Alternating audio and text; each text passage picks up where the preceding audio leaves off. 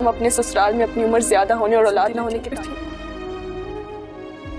कुछ वैसा नहीं है जैसा तुम लोग समझ की कही हुई बातों पर यकीन कर ले। आंखें बंद कर करके बता देना, मैं माजूर कर लूँ। मेरा दिल नहीं लग रहा, दुनिया से ज्यादा एतबार करता हूँ। कठपुतली ड्रामे की आने वाली एक साथ बहुत ही इंटरेस्टिंग होती हुई नजर आ रही हैं, जिसमें अब आप लोग देखने जा रहे हैं कि अब इस अरीबा का लालच तो इस अरीबा को ले ही डूबेगा।